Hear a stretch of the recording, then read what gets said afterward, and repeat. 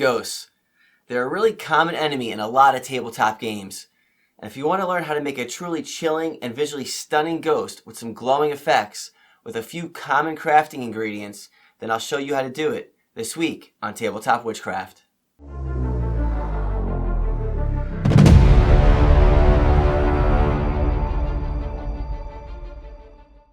Hey there, and welcome back to Tabletop Witchcraft.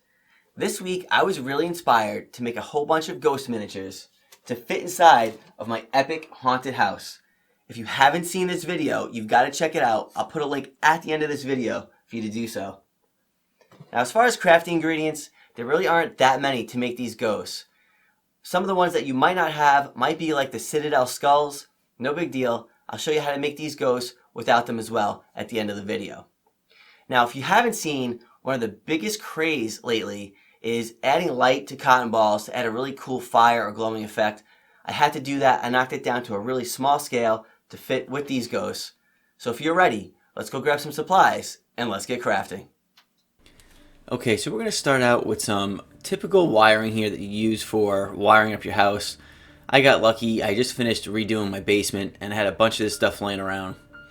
So we're just going to take this and shape it up into a rough shape of a ghost.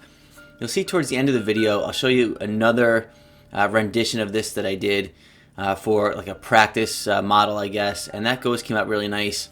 I ended up painting that thing probably 10 or 15 times trying to get the color pattern right for what I wanted here. So I'll show you that look as well here in just a few. But basically, we're going to want to have this ghost look like it's reaching out for you.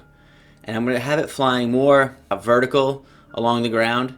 Again, you'll see the other ghost that I did is more of an upright position. These are some extra hands that I got from a Reaper dinosaur that I had kicking around. Now, you can, if you have any other parts kicking around, you can use those for hands or anything like that from leftover miniatures. If not, you can pick up, I'll put a link in the description below to that model, as well as all the other items I'm using. But again, as you're going to see, the other model I did for the ghost, it doesn't have a face or hands. So you really don't even need those to get a really cool looking ghost. But if you want to pick those up, again, there'll be a link in the description.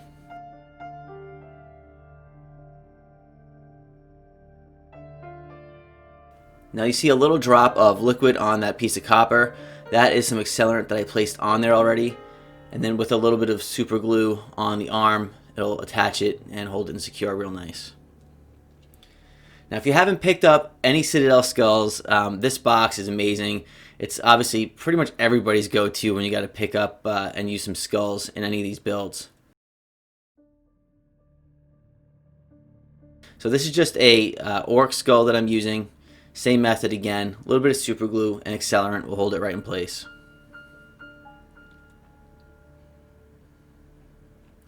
And obviously having this little rig down below, using it as a third arm, is extremely helpful for something like this.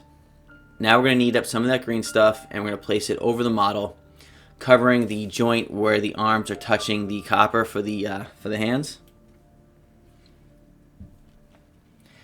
And this is also going to add a little bit of thickness to the arm, so it's going to make it look a little bit more believable. You're not going to have such a thin wire frame when we're done. And you really don't need a lot of this. It's really just to kind of hold it together and add a little bit of shape. Now this is a really fun method to create the ghost.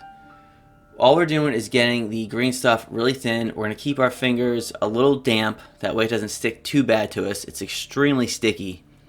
And we're going to use this to place it over all the different parts of the ghost. Now if you look at that right there, that looks like a cape, right? Keep that in mind. I've done this in other videos. I'll put a link up above to my Hangman's Tree video where I've done this. And you can add a cape to any miniature that you have. This simple method right here. It's so easy. It's extremely believable. You could have flaps like it's blowing in the wind. It's a really cool thing. And I've been actually doing that quite a bit lately. Now this is a clay sculpting tool that I'm using to wrap the green stuff around the arm. And one thing you got to keep in mind is that when you're about to place that green stuff onto the model or the wire, especially if you're going to be making contact with other green stuff, you want to have it pretty much where it's going to be because it's almost impossible to separate it once they touch. So all I'm doing is just layering a whole bunch of different sheets here, I guess, of the green stuff over the model. Leave a little bit of space around the arms where the arm connects so that it looks like kind of like a cape or a flap over it if you'd like. I didn't really do that with this left arm, but I did do it with the right. And as you can see, I'm not even really trying to make any waves in the cape or the ghost section of the green stuff. Just fold it in place, and it's going to almost, do all the magic just by itself, just by placing it on there. So as you can see, this is starting to look like a really cool looking specter. And all I'm doing now is just adding a little bit of movement and life to the hood. You can leave things, I could have left it the way it was, but I thought it looked a little bit, cooler this way. And here you can see where I'm kind of going to loop this around the arm a little bit to have it so it's just not, right up against the arm. We'll give it more of like a cape look. Okay, so leave that vertical to cure for 24 hours. Now we're going to grab a 1-inch miniature base. We're going to cut out one bottom of it, and we're going to glue a complete one to the top. And I'm going to have 2 holes poked on either side, and we're going to insert a diode just like that into the base, and simply sliding a battery into there, we've got light. I've done this in a lot of my videos. I'll link up above to my LED crystal video where you can see this a little bit more in depth. Now when we place the super glue on here, we don't want to have any of it really touch that lead, but what we want to do is have the magnet touch the lead. Once that's in place, we can just make a base basically out of the copper for the ghost, super glue that again in place, and then I'm going to do the same on the other lead. Don't worry about the prime job on the ghost, we'll get into that in just a minute. The reason I'm doing this is I thought, well, we're going through all this work, and if that diode ends up dying on us, then we're kind of stuck. So basically by doing this, those 2 magnets are going to be their own contact point. So now we can take another diode, cut those leads off, and all we have to do is lay that across both magnets, and that's going to light up now. So if the first LED goes out, or both, or whatever, down the road, all you're going to have to do is just pull that one LED off those 2 magnets and snap another one on, and you're back in business.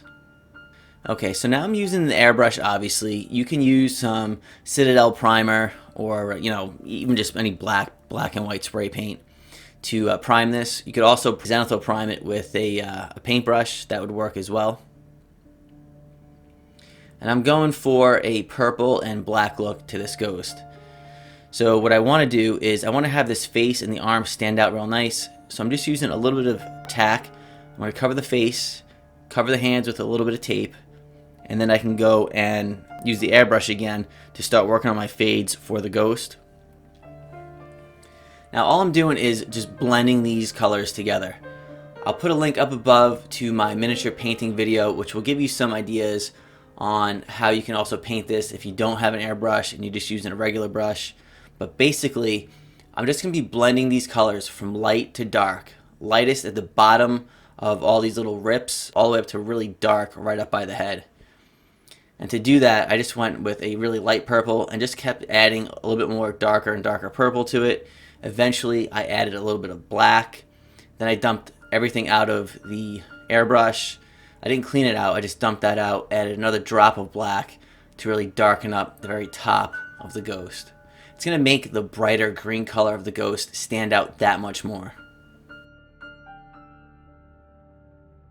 Now once I was done airbrushing, I took a little bit of white and that purple again, and I worked those brighter edges even more, and you can see how I brought those up. I'll show you the difference between that and just doing the zenithal prime, I guess, or the paint job with the airbrush without the highlights right there. And I also did a little bit of highlight work with some lighter grays on the black portion of the ghost. Now I'm taking a little bit of Nelic Oxide, the Games Workshop paint. I've washed the face very lightly just to add a little bit of contrast around the teeth and everything. And then a little bit of Nelic Oxide to finally, just add that ghostly look to the miniature.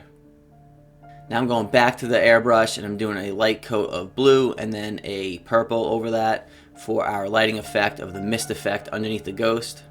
you can use spray paint for this. It's really probably what you're going to need to pick up for this part right here. You could probably also put some paint into a spray bottle, thin it down real light, and then give that a shot too if you don't want to pick up spray paint.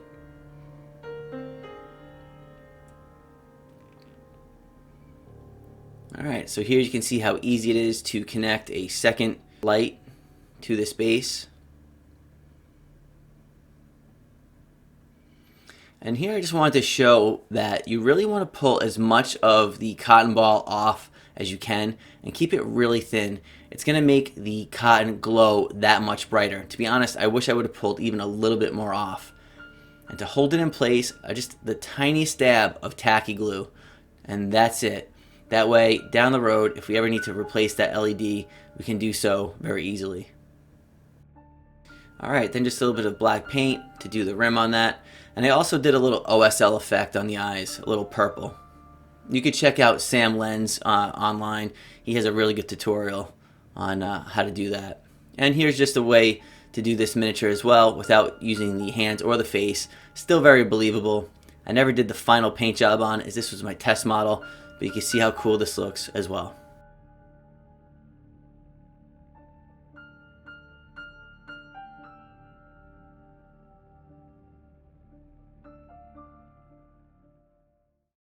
So, as you can see, there really isn't much to making these ghosts.